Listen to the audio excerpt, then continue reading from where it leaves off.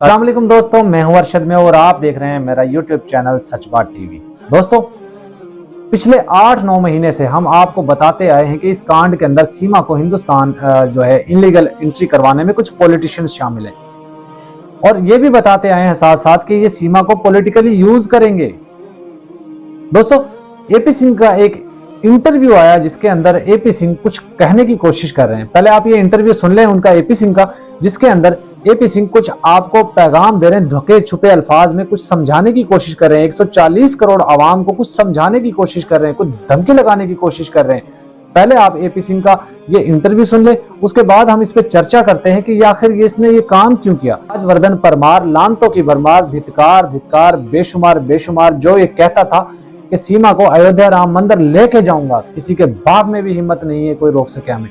तो पहले आप ये इनका एक इंटरव्यू सुन लें, उसके बाद में हम इस पे बहस करते हैं। सुने। सीमा सचिन मीना और महाराणा प्रताप सेना, जिसके राष्ट्रीय अध्यक्ष राजवर्धन सिंह परमार जी हैं, उनके तत्वाधान में अक्षरधाम से यात्रा अयोध्या धाम के लिए जो शेड्यूल थी, उसके संबंध में थोड़ा परिवर्तन है और वो परिवर्तन किसान आंदोलन को लेके है। जो पूरे देश में किसान आंदोलन कुछ राजनीतिक अंकित भाई, जो लेटेस्ट खबर यहाँ पे चल रही है, आप उसको कुछ कारणों से और प्रशासन में आप ये बताएं कि इस वक्त किया जाएगा की लेटेस्ट ब्रेकिंग न्यूज है जो भी आपके पास जाएगी, क्योंकि महाप्रताप ब्रेकिंग न्यूज सर 3-4 हैं। यात्रा में सीना सचिन मीना के साथ is just one of them. पहले आप सुन ले, बारे में पहले सुन ले। सरकार के प्रधानमंत्री कार्यालय तथा उत्तर प्रदेश के मुख्य सचिव को द्वारा सूचित किया, जिसमें सारी व्यवस्थाएं थी और उसको आगे रिशेड्यूल करेंगे, क्योंकि किसान आंदोलन की वजह से कोई लोग उसका असामाजिक तत्व फायदा न उठाए। इस संबंध में ये सूचना आप सबको प्रेषित की जा रही है। आगे धाम की यात्रा सीमा सचिन मीना की, जो कि महाराणा प्रताप सेना, जिसके राष्ट्रीय अध्यक्ष राजवर्धन सिंह परमार जी हैं, उनके तत्वाधान में यात्रा रिशेड्यूल होगी। जाएंगे सभी, सबसे पहले प्रयाग जाएंगे, संगम तीर्थ स्थान राजस्थान स्नान करेंगे प्रयागराज पे, संगम पे, जहाँ गंगा यमुना सरस्वती नदियों का मिलन होता है। उसके बाद वाराणसी पहुंचेंगे, भोले बाबा की नगरी है काशी विश्वनाथ। उसके बाद अयोध्या धाम, एक सेकंड पॉज करना। उसके बाद वहां से मथुरा होते हुए वापसी। भाई ये तो प्लान बना रहे हैं सीमा को तीर्थ भेजने का। एपी सिंह क्या कह रहा है? एपी सिंह की बात आपने गौर से सुनी होगी, जिसमें एपी सिंह ये कहता हुआ नजर आ रहा है कि इन्होंने बेसिकली दोस्तों, इन्होंने राजवर्धन परमार एक सियासी छोटी सी पॉलिटिकल पार्टी है, उसको चलाता है। तो इसने एक लेटर हेड के ऊपर एक नरेंद्र मोदी जी को एक याचिका लिख कर दी है कि हम सीमा को वहां इन जगहों पे लेके जाना चाहते हैं, सीमा वहां पैदल जाना चाहती है और हमें अनुमति दी जाए। और साथ ही साथ राजवर्धन परमार ने कुछ दिन पहले ये कहा था कि किसी का बाप भी हमें नहीं रोक सकता ये काम करने से, इसको लेकर जाएंगे। और हमारे पास जो इतलात आई, राजवर्धन परमार ने संसद के अंदर हलचल मचा के रखी हुई है और पूरे जितने भी संसद हैं उन सबको ये बोला है कि अगर हमारे कहने पे सीमा को वहां नहीं ले जाया गया तो हम बीजेपी पार्टी को सपोर्ट करना छोड़ देंगे। के करीब जो है वो वोट हैं और 25 करोड़ जो हमारे वोट हैं वो हम इनको नहीं डालने देंगे, हम इनकी हुकूमत का तख्ता उलट देंगे। इस तरह की धमकियां लगाई है राजवर्धन परमार ने, लानतों की भरमार, धिक्कार ने। तब जाके कहीं इनको वो अनुमति मिलेगी या नहीं मिलेगी वो बात की बात है, लेकिन अगर इन्होंने ये किया है तो ये पूरे हिंदुस्तान की 140 करोड़ आवाम के मुंह पे तमाचा है। ये सीमा की जीत है और 140 करोड़ आवाम की हार है। ये हिंदुस्तान की हार है, सीमा की जीत है। और जो सीमा वहां बैठकर कभी मिथिलेश जी को डरा देती है, कभी आस्था मां जैसी बड़ी शख्सियत को डराती है, धमकाती है और उनको घर में मारकर घुसकर मारने की धमकियां देती है, और कभी किसी और शख्स को जो कहती है get out, who the hell are you, और कभी कहती है गो टू हेल।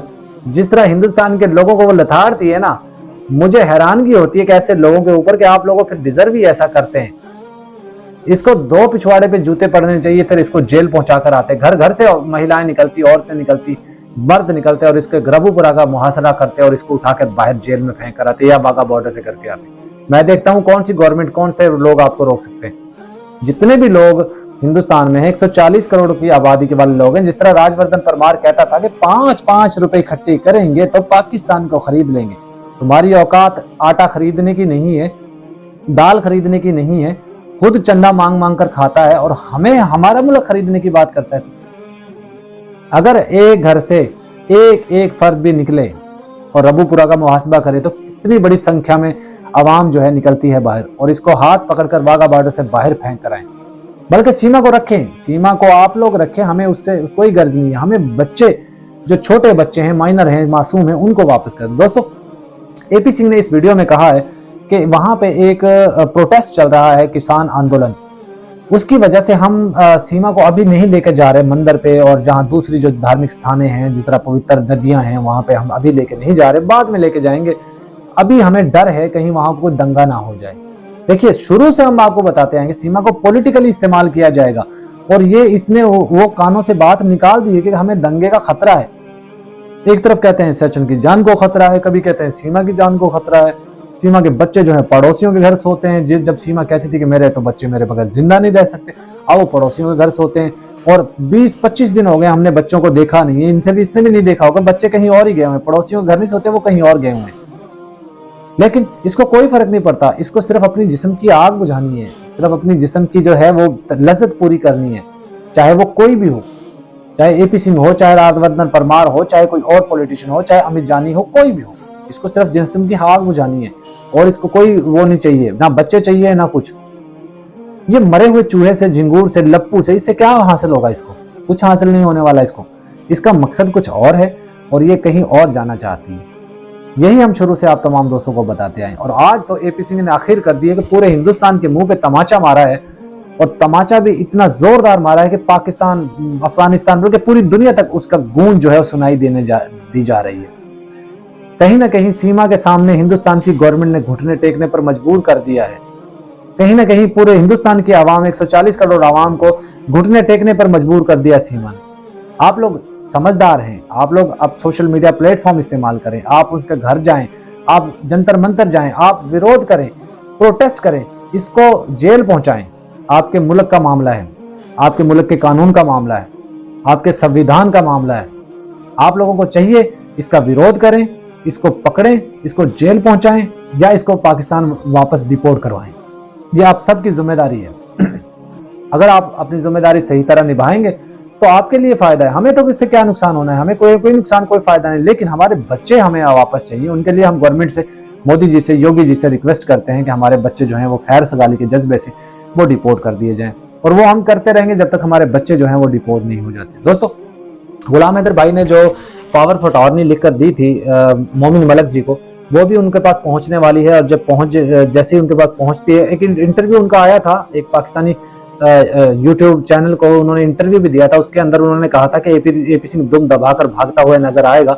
बहुत जल्द आप देखेंगे जिल्लत इसके मुकद्दर बनेगी। और वाकई जो मोमिन मलिक जी हैं बहुत कामयाब तरीन वकील है, बहुत जबरदस्त डिबेट करते हैं, बहुत जबरदस्त बात करते हैं, और उनके सामने एपी सिंह जैसा चूहे ये चूहे नहीं टिक सकते।